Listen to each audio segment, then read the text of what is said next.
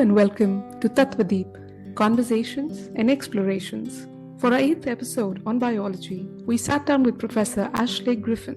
Professor Griffin is a Professor of Evolutionary Biology at the University of Oxford with a special interest in social interactions. Her work focuses on the evolution of cooperative behaviour with emphasis on why living things are the way they are, rather than how they work. We talked about what is biology, what is evolutionary biology, how we are adapting in a fast-changing environment, if our brains are evolving faster than our bodies can adapt, the importance of curiosity, selective advantage of curiosity, difference between curiosity and wonder, what all the Darwinian term fitness could mean, the phenomena of cooperation, and the goal of evolution. I hope this conversation can help the listeners see the Tattva, or the true essence of biology, and its potential to help us understand how life came to be and the various ways in which it evolves with and through humans, as well as all other living beings.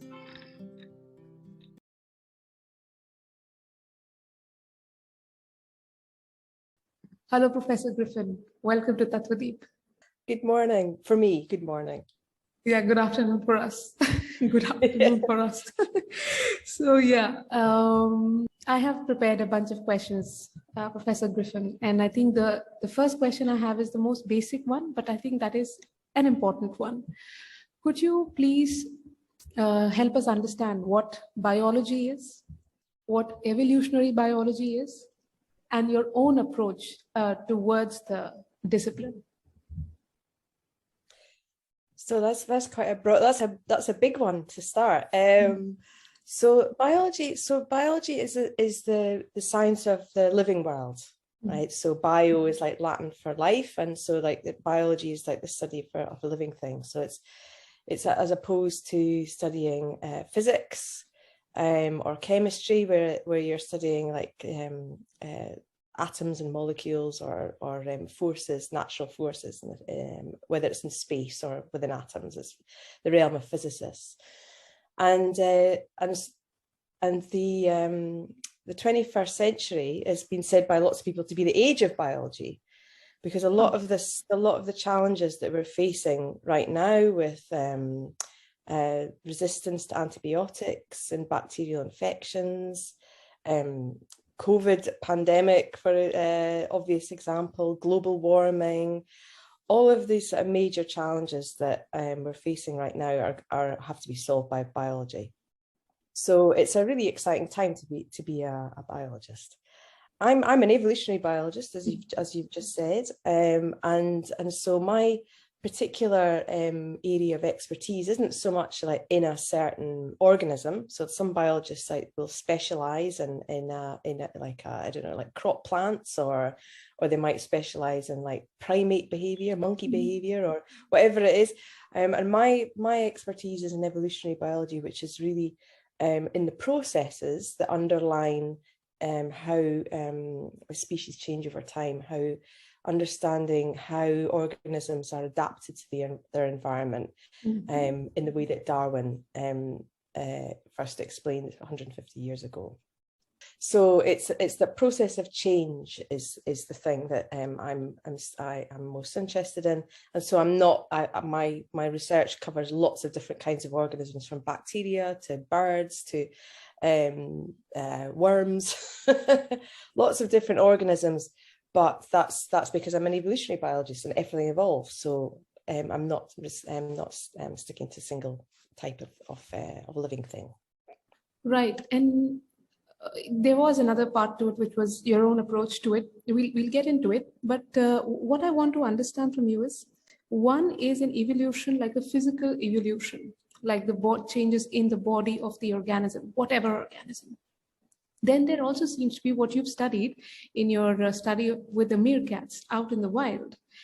There is a behavioral evolution as well. Am I right in saying this? Like a physical evolution and one a little more internal evolution? So we are. So you're quite right. We have sort of physical properties, physiological properties in our bodies. And anatomy and so on, which is like within us. But then we also have like behavioral traits. So, the way that we behave, or the way that even things as fundamental as like our lifespan, like how many children do we have? Some species have like hundreds of offspring, and we have maybe, like 10 maximum.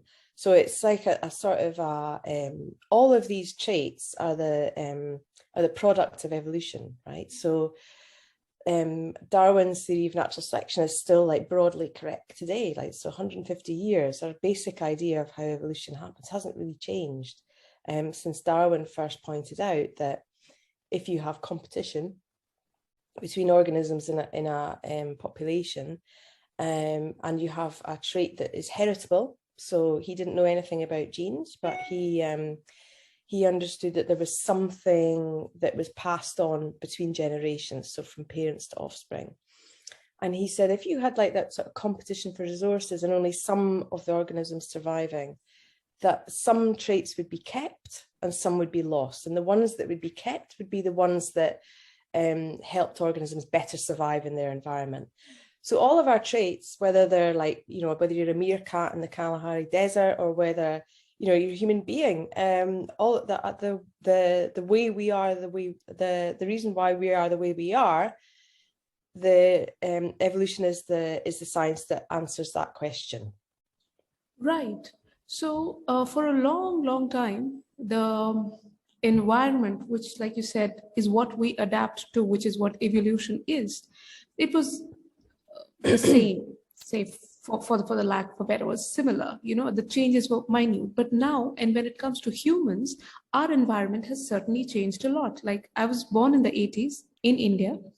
I grew up in the 90s, and I have seen many changes. But for my father, the changes are even bigger. Like what he sees around him, that's his environment. Like, I'm not talking in terms of nature, trees, all of them have gone, but certain things have taken their place.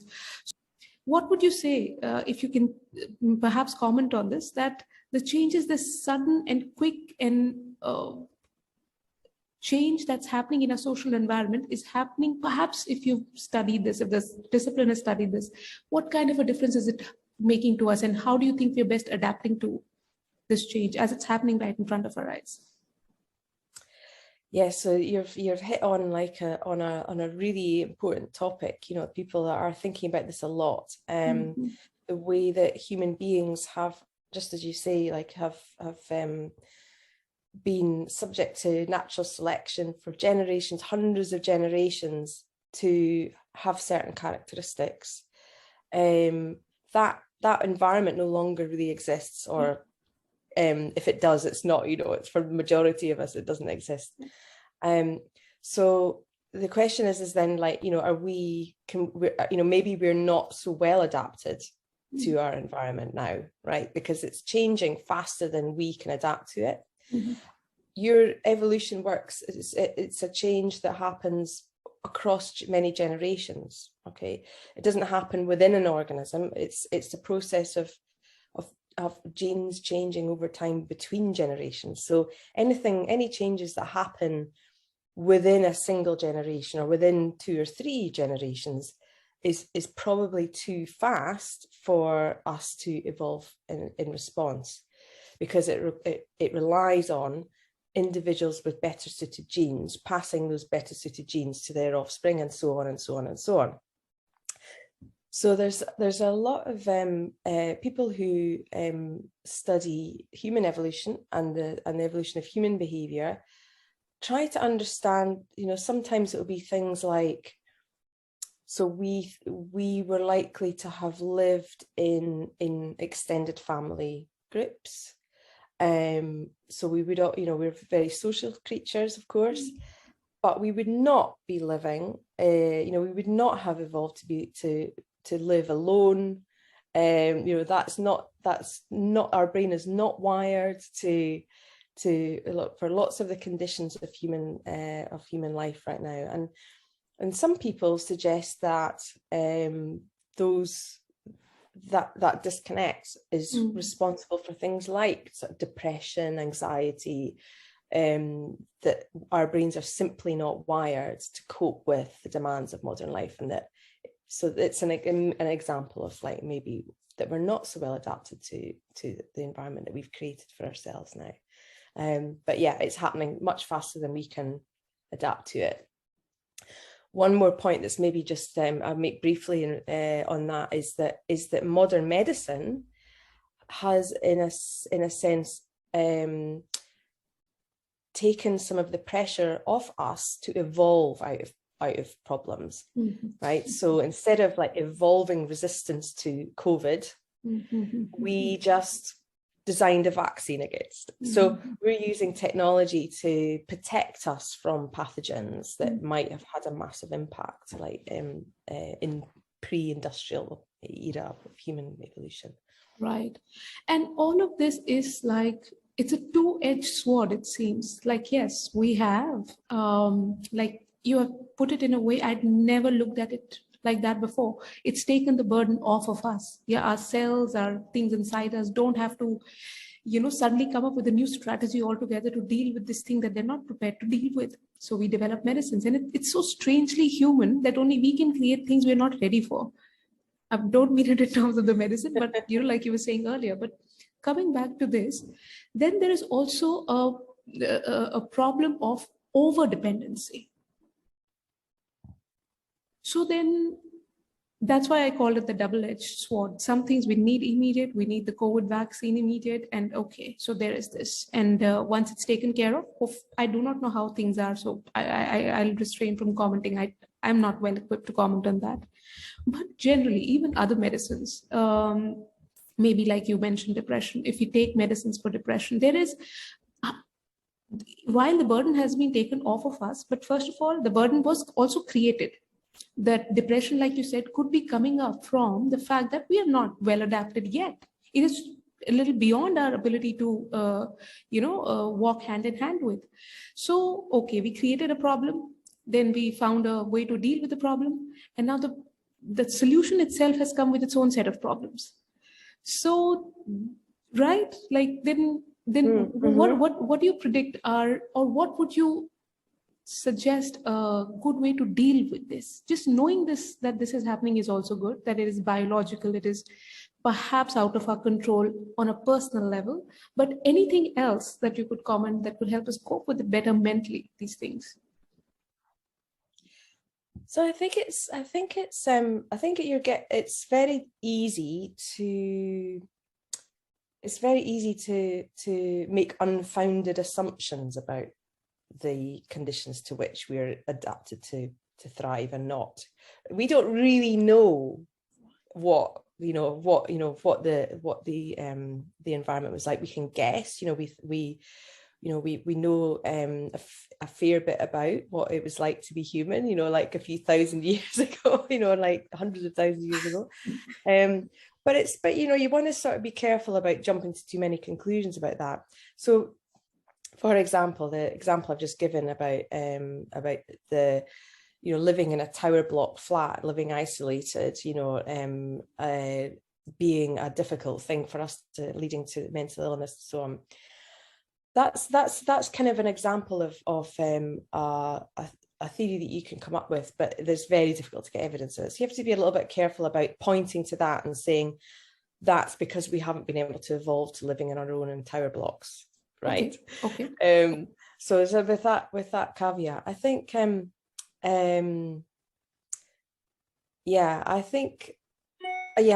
I'm feeling as if I'm getting to the realm of, it's very easy to get into a realm of speculation about that.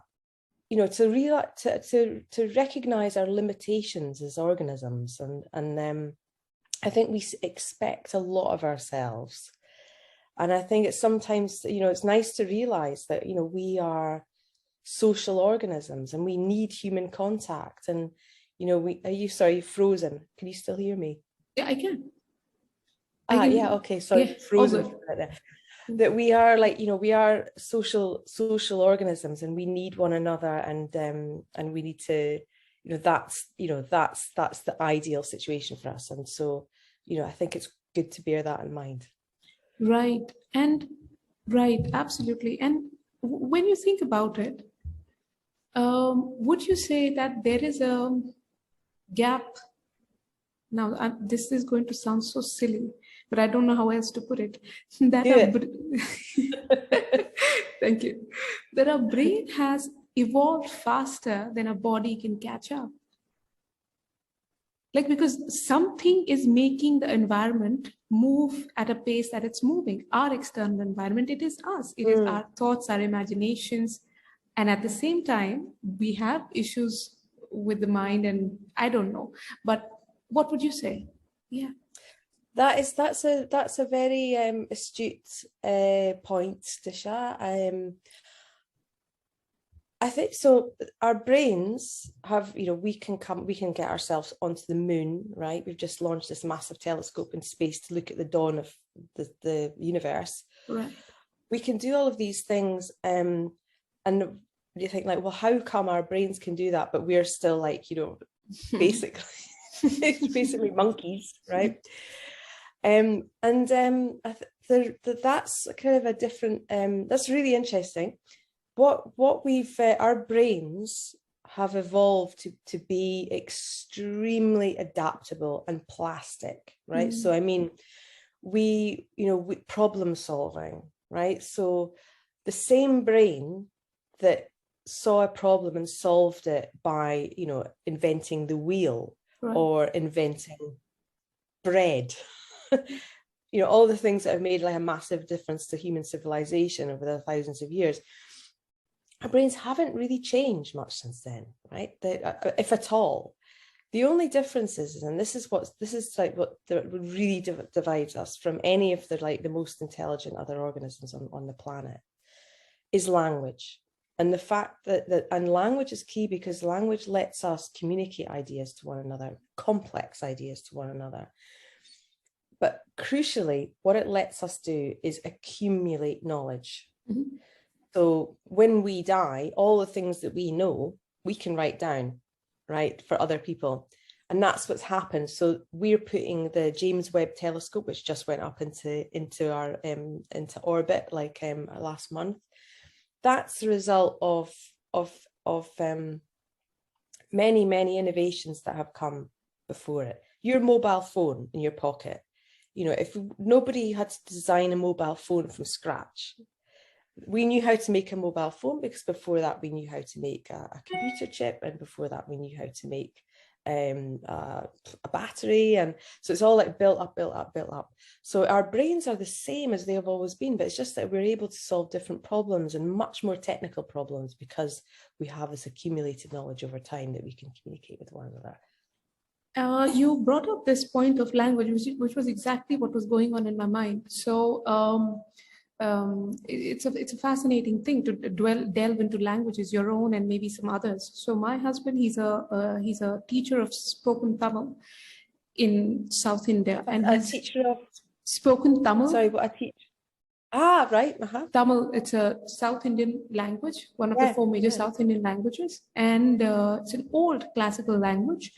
And he's right now working on his book, and he's breaking things down. So we're always kind of researching, trying to understand. So I don't know if you've heard of I think his name is Mr. Dan Everett. So he's a linguist, and there is a TED talk where he talks about how language probably came into being. And one of the biggest revolutions in us as a species was when we became bipedal. When we became bipedal, right? And then the hands were free for the first time, and so they could hold things. So tools came into being. And then somehow this change of supervision or change of authority from hand, when we were also gesturing, making tools, it went towards our face. This whole expression, this exchange went to our face. And so now the hands are also open for, at this point, the tool making came. So earlier it was just making gestures and, doing whatever. And then the tool making came. So the hands were free, becoming freer and freer. And the part of a body that took over the job of communication was this area, the mouth. The mouth. And what then happened is you had more time. Maybe you were also able to invest, reserve energy and invest it better. And perhaps that has led to where we are. And this whole the dynamism of language, do you think that also, in some sense, it has evolved, we know. Linguists also say that, even though there are no fossil records of language, but we have data. And do you say that that too is, in its terms of its evolution, is slow compared to how the world is kind of moving ahead? So the what has to happen in order for something to evolve is that it has to happen it has to involve changes of gene frequency between between generations. So in order for like sort of language to evolve in the way that you've just described, you'd have to have some sort of genetic some language trait that was underpinned genetics, causing the people that carried those genes to have more offspring than individuals that didn't have those genes, and for the population to then gradually be composed of more and more individuals with those genes to make them better for language, right? And that's happened to some part, to some extent, but you can see that would be very difficult to happen now, right? So the way that we're like evolved now is more likely to be in ways that that could be measured in a few generations, is in response to disease and resistance to disease. Because that's exerting a much stronger selection pressure on the population. If you get if you have a genetic resistance to a disease, you're more likely to survive and have offspring, and then your offspring will carry that gene. That's something that's like very much more like a stronger selection pressure than something like language or intelligence, which has a much weaker link with fertility, fecundity, the number of offspring you have. If that makes sense. Does that answer your question? Is that what you were asking? Sure. I mean, we're just going to so many interesting places also. So would you say this pressure that we have to develop immunity towards diseases is something we've called upon ourselves recently? Wasn't this a threat always? Always, yes. But because pathogens are always changing and we're exposed to new pathogens, our immune system is extremely good. We've got what's called an acquired immune system. So that means that we have in our blood and in our lymph nodes, we have the ability to become immune to a disease that we've never experienced before. So things like HIV is a really good example of a disease that was like relatively new. It jumped into humans from primates, but we are starting to evolve some immunity to that. Yeah, so we have evolved an adaptable immune system, which means that we don't have to evolve resistance to each organism, each pathogen separately. We've got machinery to sort of deal with new pathogens when they arise.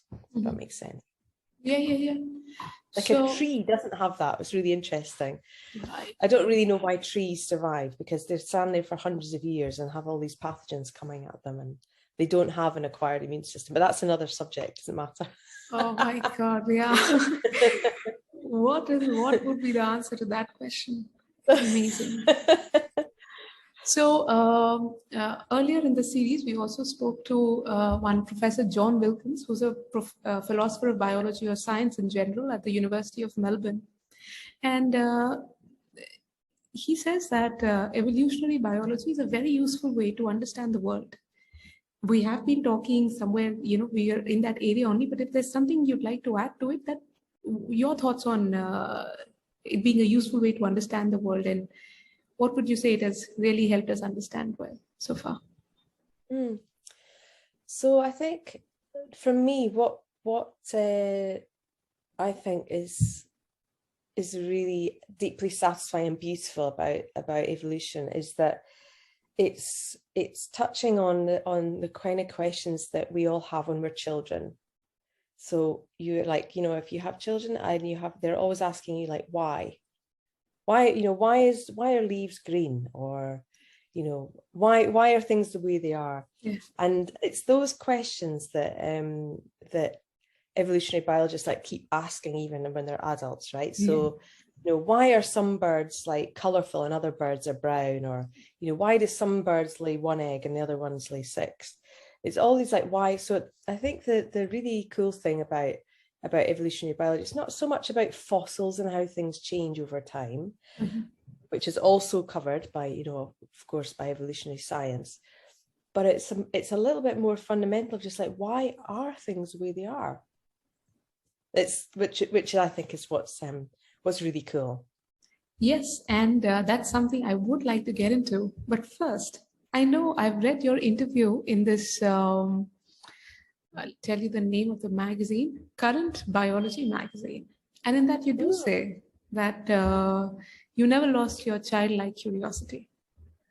Yeah, I did say that. Yes. So children ask these questions and you continue to ask these questions, and they're very profound questions. And I remember listening to one interview of Mr. Carl Sagan, and he's like, yes, those are the most profound questions that you will ever ask, the why question, not just the how question. And so what I want to understand from you, because we're using this platform as yes, to understand your discipline, physics, biology, math, language, everything, but also the essence of your essence of some of these phenomena like curiosity, imagination, creativity, because these are the things you bring to your discipline in order to do whatever it is you do, along with all the technology aid and everything. So you did not lose your childlike curiosity, especially about nature. That's what you say in the interview. What I would like to know from you is, what have you understood about the nature of curiosity? Like, what is it about? How does it help? How have you used it? How has it helped you? That's a really nice question. I think it's really important, and I your podcast is part of this. The idea of like just staying curious is really important, and I'm curious about lots of things that aren't to do with biology, and I love like listening to podcasts like like that you're producing for people to hear what people are saying about other things I don't know much about, right? So just generally, I think curiosity is a very precious thing that we should all cherish. And but one of the reasons why I'm a scientist is because I realized that that was the career path that would let me indulge my curiosity as a job, right? So you are literally getting paid to just to find out about stuff that you're interested in. What possibly be better than that? And that's what I've done. So I started off my PhD on meerkats, and then I got interested in evolutionary processes through that work, and that led me to wanting to do experiments. Very difficult to do experiments with meerkats, of course. So that led me to working with bacteria, and so on and so on and so on. And so it's just like following a thread. You don't know where you're going to end up. I would never have guessed in a million years that I'd be doing the research today that I'm doing now, 20 years ago when I started. So it's very much important, and part of like why I'm doing this in the first place is because that's the way that I want to live my life, like as a curious person. And so would you say it allows you to be open-minded, allows you to stay open-minded, curiosity? If you don't stay open-minded, you're not going to be a very good scientist. You have to keep an open mind, and you have to be open to the fact that you're wrong, and that the papers that you published 5 years ago are a load of rubbish. All the best scientists have got an open mind about that. It's not always easy. Yeah. It's totally understand that. What would you say is the selective advantage of curiosity? I see. Well, like I say, like our brains have been wired for it, right? So we're curious creatures. But lots of animals are, right? So you have a dog, okay? Obviously. and you can see how, like, how your dog would be like curious, like, what's that sound, what's that smell, and so some animals, like I don't think some animals are less curious, right? So I'm trying to think of an animal that's not very curious. Like a duck's not very curious. maybe people who know ducks will go like, oh, hang on a minute. Ducks Yeah. totally are curious, Yeah, but I yeah. don't know. I've never seen one behave in a curious manner before, but I might be wrong. But it's so like that's how we make progress, right? So it'd be like sort of like, I wonder what it would be like to eat that plant, or that can end badly or well. But that's taking risks and pushing the boundaries of what is why we're ending up like where we are today. And if we weren't curious, we'd still be like living in the like monkeys. Yeah, different stages. Yeah. Very nice, very nice. So is there any differentiation in your own mind and understanding between curiosity and wonder? I love where you're going with this, Disha. The essence I was like, things, nobody's ever asked me these questions before. I think about it on the hoof. Curiosity and wonder. I think curiosity is probably wanting to know the answer to something, and wonder is like a feeling of like ecstasy at how amazing something is. right. Right. Like it's about sort of the delight that you feel in something that's truly amazing. Is maybe that's maybe a subtle difference. What do you think? Yeah, I think so. And while you were talking, I was thinking, like, is this something that distinctly makes us human, to be able to be so awestruck by the wonder? We don't know how other species think, how their expression of being awestruck and taken aback by everything is. So they're like, yeah, it's we don't know. But for us, do you think it sets us apart that way? Not special or anything. Really, a lot of scientists have a problem with, you're not special. It's not like the species is special, but yeah, there is something that maybe sets us apart. That's all, right? Absolutely. I think, like, can I say, like, dogs are curious, but I don't think that they have a sense of wonder. So I think you're probably like onto something there. Ducks, maybe somebody's going to write into you and say, my duck totally has a sense of wonder. But I'm in general, I think that's a very nice way of putting it. I think that's a really lovely way of putting it, like thinking about the sense of wonder. It's like something we maybe take for granted, but it's maybe something that's really fundamental, makes us very fundamentally human. Yeah. Yes, and the reason why these questions have been important for both my husband and I is we've kind of been walking down this road for a while now, is because when we're talking to experts, we cannot meet on the, in terms of the discipline, there's no level playing field. I'm not a biologist, not a physicist, right?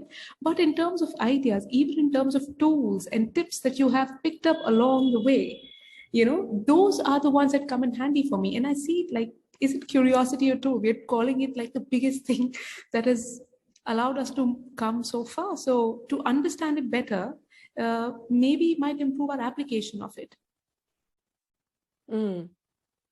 That's the point. Yeah. No, I think that's right. Yeah. So it's funny, like with students, sorry, with my undergraduate students, sometimes they come and they're not very curious, but they're very clever. And it's always the curious ones that end up doing best. Wow. Being clever will only get you so far. It's like that sort of like sense of wonder and wanting to know. They're always the ones that like do the best and like, so it's a really important to have that motivation and knowing what to do with your cleverness. Yeah. Yes. It doesn't end with being clever. Okay, now that I'm clever, and what do I do with it? Yes. Yeah, exactly.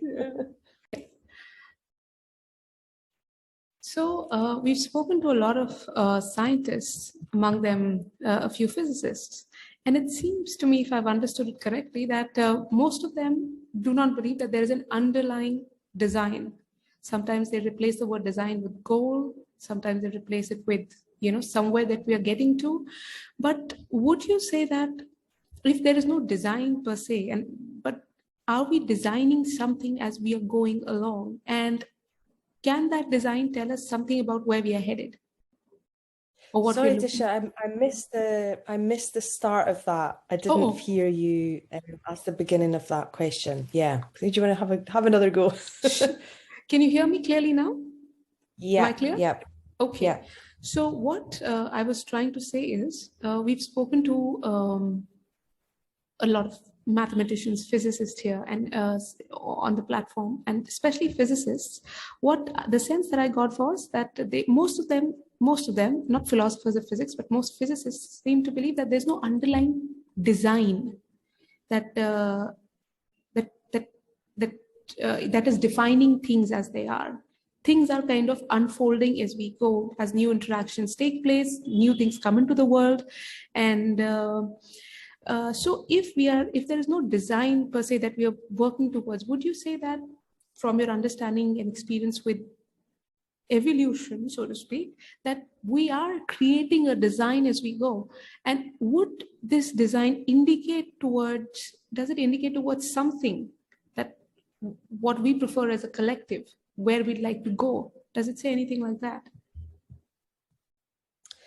So that's a really that's an interesting question in the context of how theory of evolution came about in the first place. So there was a chaplain called Paley. His name was Paley, and he wrote a book about just before Darwin. So it's like the early 1800s, where he writes about I think, I might be completely wrong about that. But he wrote this, the key point is that he wrote a book, and it's a very famous analogy that he had as evidence for the existence of a god, a designer, a grand designer. And his question was, if you were walking across a moorland, or like in the middle of the countryside, and you saw like a watch sitting there, you can pick up that watch and you can see that somebody made that watch, somebody designed that watch. It's not going to happen, you can't get a watch happening just from random events, like in the middle of a woodland or something, right? So he said, so why not, if you can see that, you recognize that there's design in the construction of a watch in the middle of a wood, why would you not have that same reasoning to explain the existence of a butterfly? Right, so the watch and the butterfly are clearly designed for a purpose, right? You can't get a butterfly just from random molecules coming together. It has been designed, and so if you've got design, there must be a designer, and that's his argument for the existence of God. And so I think your question touches on that, in that like there's the evolution is random, but at the same time, how does it make something like a butterfly, right? Which is clearly designed. I mean, look at an eye, for goodness sake. Our eyes are clearly like designed to see, right? There's some, so it's that was his argument, and Darwin provided an answer to that in the sense that he's not saying, and Darwin was religious, he's not saying there wasn't like a God, but he was saying you can get design by natural select. You can get the appearance of design by natural selection, and that's because evolution evolution does have a direction. It has a direction towards being better suited to your environment, or what he called it, fitness, right? And so that gives the appearance of design. But the difference is that it doesn't have an end point in sight. So an evolutionary process is blind. It starts off, it's purely just a process by which gene frequencies change over time between generations. But because the genes that make things better suited to the environment will become more common, all else being equal, it means that evolution has some sort of direction towards being optimal for your environment. And that's why you get flowers and butterflies and eyes and so on. So all of these things can look like Paley's watch in the moorland, but they didn't have a designer that necessarily, you don't need to have a designer that wanted to create a flower in order to explain a flower. You can get a flower through natural selection without any end point and goal in mind. Right. And if, say, fitness is the direction where we are headed, I really want to understand this. Like fitness would be, what would you say? Would you call it also like energy conservation? Would you call it better at organization? Would you call it efficiency of some sort? Or how would you define fitness? It can be any of those things. It's purely like Darwin coined the word. It means for him it meant goodness of fits to your environment. So the in the most sort of like simplistic sense, it can be the most offspring, surviving offspring, right? So and the ability to produce the greatest number of surviving offspring will be determined in large part by all the things that you have just listed. So if you are better, if you're more efficient at using your resources, if you can convert the food that you eat into reproductive success more effectively, then you will be fitter. Or if you're curious, and so if you're a little bit more curious and you're more likely to sort of manage to find a solution to a problem, then that can lead to higher fitness. So it's like can be all kinds of different things can contribute to fitness, but what it boils down to in whatever scenario, whether you're a human or a bacterial cell, wherever you are, is the number of genes that you pass on to the next generation. Mm-hmm. And from what you're saying, it also seems that if our natural environment is maintained, and from one end of the planet to the other, there is a diversity of environment, of natural environment, dry, wet, green, whatever. So then the diversity in the species remains. Even though we work towards fitness, we do it our way. And so the diversity stays. And then diversity also seems to be like a good goal. Yeah, diversity is a good goal, and we're hearing lots about it right now because it's going down, right? We're losing biodiversity. People are saying that what we're living through right now is like a massive extinction that we haven't seen the like of since the meteor destroyed all the dinosaurs, right? So it's like the man-made extinction event, right? So diversity is definitely a good thing because a more diverse, if you have more diversity, you have more ecological resilience. We rely on functioning ecosystems, and functioning ecosystems are vulnerable if they sort of lose species that are have evolved to construct a sort of good functioning ecosystem. So it's really important to have diversity.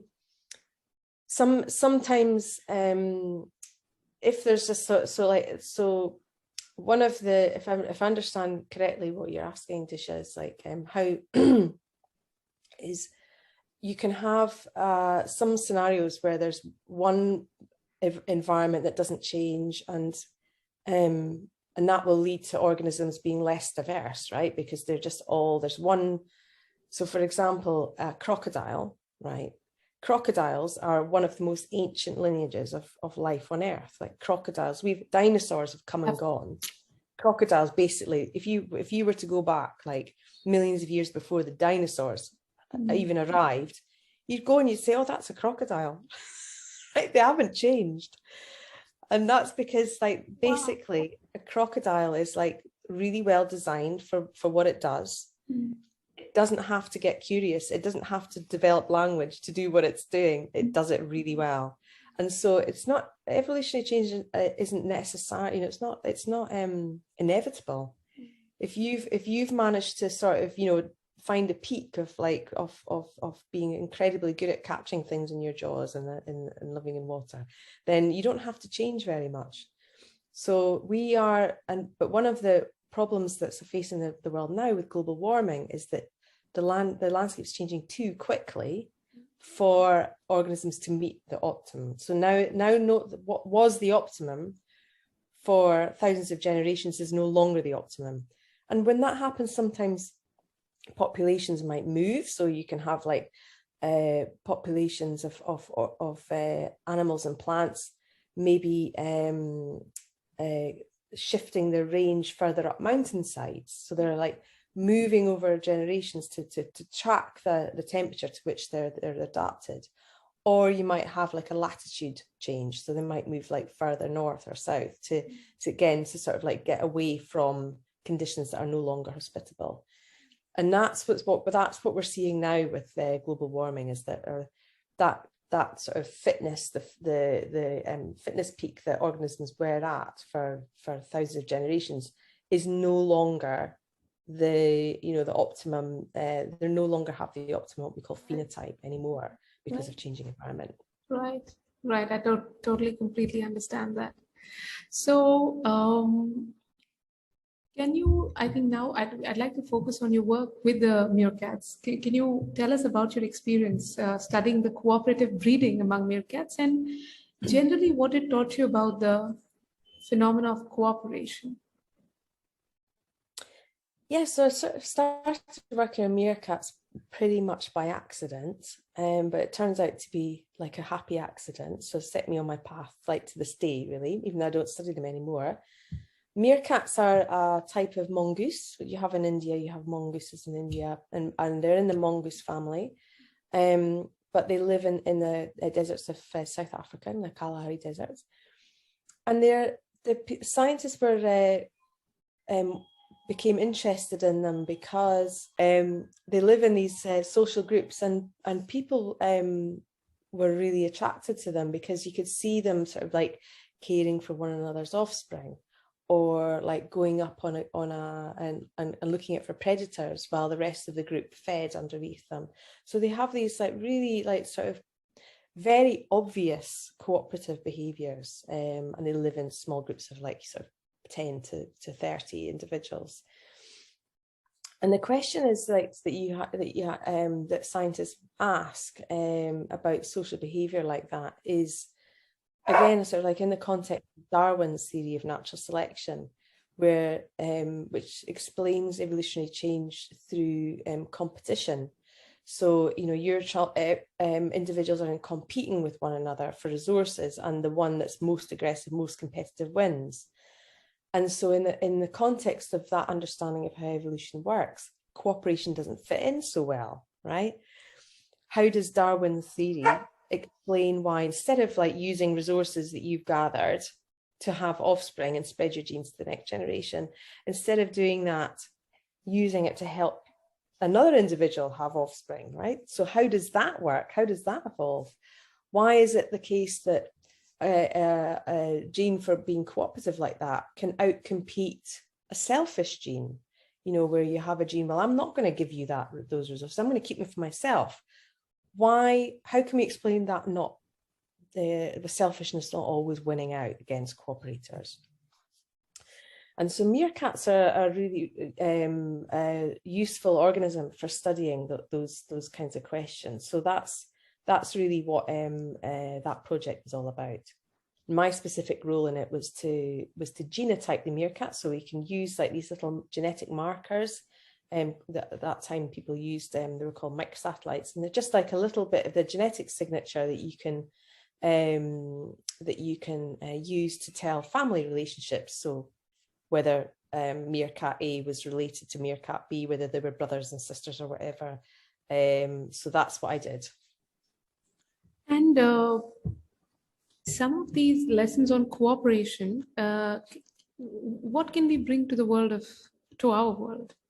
So I think so what we're trying to understand with things like meerkats, and actually with things like ants and termites, all these kinds of species where we can see outside of our own species, where we can see animals engaging in really interesting and social behaviour. And a lot of the explanation for those behaviours is based on relatedness. So if you, so one of the explanations for being cooperative is that you might not be having your own offspring, but you are helping produce nieces and nephews or cousins, or like, so they will also carry your genes. Mm-hmm. And if there's any reason why you say your sibling could make many more offspring if you help them than you could yourself, then sometimes it makes better sense. It makes you fitter. You can pass more genes on to the next generation by raising non-descendant kin. But in meerkats, a really nice example, because that doesn't explain all of the cooperation that we see. Meerkats also have completely unrelated, like immigrant meerkats that have come from other groups, who help just as much as the ones that are there with their family members. So there's something else going on, right? That's not just to do with helping relatives. They're helping. There's also cooperation between non-relatives. And that's something that we know happens in humans, right? We live in cities, everybody's cooperating with one another, they're complete strangers, you make friends, you're not related to them, and you help one another. And so understanding how cooperation evolves is very important for understanding human behaviour in that sense. Very interesting. Very, very interesting. And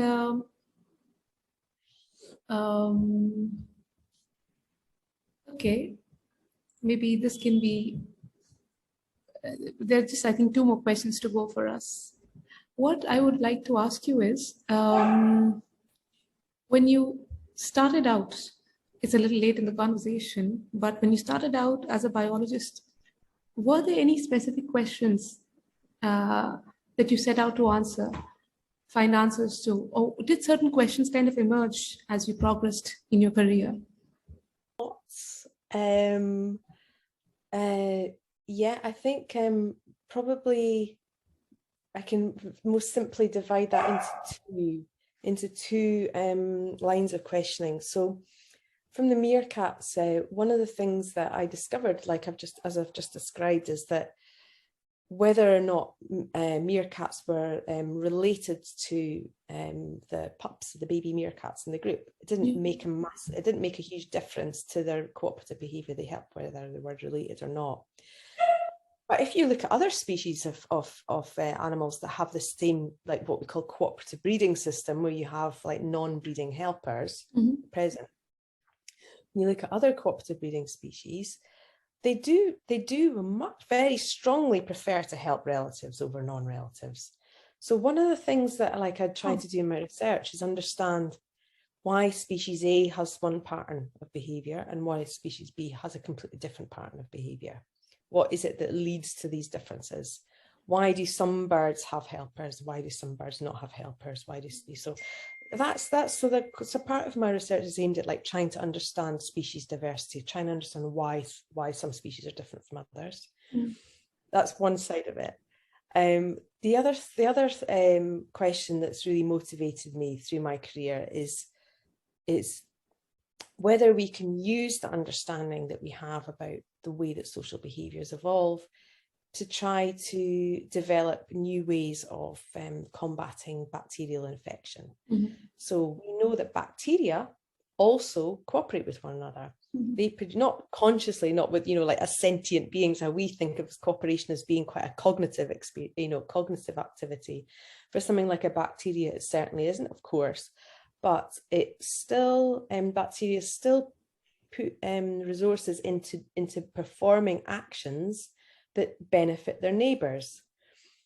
For example, they might excrete an enzyme that makes nutrients available for themselves, but also for their neighbours. And so the costs and benefits of that absolutely map exactly onto the costs and benefits of saying, babysitting in meerkats or going out foraging in an ant colony. So it's like you're paying a cost and the benefit goes to someone else. That's cooperation, and bacteria do that. And so like my research has been without wanting to give too long an answer, those are the two things that have kind of motivating me in the last sort of 10 years or so. Yeah. Do you think then, in terms of what we want and how far we are willing to go for it, there are 2 ways perhaps of looking at it. One is on an individual level, and there are some people who are, I don't know, altruistic, or they're thinking of the species. So this kind of a thing happens where the rewards underweigh the cost you kind of pay are ready to pay for it? In humans, do you think that's what happens? Do you mean like that some people are more cooperative than others? Is that what you're asking about? I think simply put, yeah. Yeah, so there's always conflict in cooperative societies. So when I've described the meerkats of thing, it all sounds very idyllic. They're all working together and looking out for each other. But of course, there's that's going on the surface, but underneath there's lots of conflict. In any sort of cooperative system between individuals that are behaving cooperatively and helping their neighbours, and then then there's the spectre of cheating and selfishness is always there, because a selfish individual can come into a group of cooperators, not contribute anything themselves, and of course benefit because it's great to be in a group of cooperative individuals. And human society is no different. So you have there's in cooperative groups, if someone comes along and doesn't contribute, then that can lead to like a complete breakdown of cooperation. A classic sort of, the economists think about this a lot, and a classic example that they give is what's called the tragedy of the commons. And the tragedy of the commons is like, they imagine like a grazing area, and farmers, there's lots of farmers are using the same grazing area, and they've got to decide how many cattle to put on the land. There's a certain amount of cattle that the land can support, but each farmer is motivated to just maybe put 1 or 2 extra cattle on. And if everyone does that, of course the whole environment goes degraded, because it's overgrazed. And that's the tragedy of the commons, is that there's so that everyone has to play along with the rules, otherwise the whole thing breaks down. That's the tragedy of a common resource. And that's what we're seeing, like with overfishing in the seas. And so there's a lot of tension in cooperative situations, and that we see that all the time breaking down in human societies. The last question that I would like to ask you is that your own work with the hows and the whys and everything, how has it influenced your own worldview? Like when you come back from work, like the lessons that you carry from your work as a biologist. I'm trying to think, because I've got two. I've got I've got an 18-year-old son and a 23-year-old daughter. I'm trying to think, like, do I think about my work when how to deal with teenage children in the house? I don't think anything prepares you for that, does it? No, I don't think so, actually. I don't think so. I think that my academic inquiry is really sort of like a sort of fundamental level of trying to understand the evolutionary processes underlying things. I don't really think that helps me when I come home. Okay. I'd like to think of a clever answer to that, but I just don't think that I do that. Curious answer. Yeah. I just come and make the tea, Yeah. Yeah, sure. No, because I know this, that there seem to be two kinds of people, if I may just go ahead and say this, that for whom there is an overlap between work and life, and there are those for whom there isn't. So there is sometimes in the discipline itself of the kind of work they're doing that this overlap it's not, it doesn't really happen organically. So yeah, I know that, I understand that. And with that, we can come to an end of this conversation, this lovely conversation. Professor Griffin, it was so interesting to speak with you and learn all the things that you shared with us so generously. So thank you, and thank you very much. Thank you for having me. Those were like really some list of questions that you got. Brilliant questions. So I really enjoyed chatting to you. Thank you, Disha. My conversation with Professor Griffin helped me see how curiosity and wonder motivate and influence the research interests of scientists, and how the reasons that favor those genetic movements that are better suited to the environment are the ones which determine the design and direction of evolution. It will be wonderful to know your thoughts on the conversation and if it inspired your worldview in any way. Thanks for being here. I will see you soon with another interesting mind demystifying another interesting subject. Until then, take care.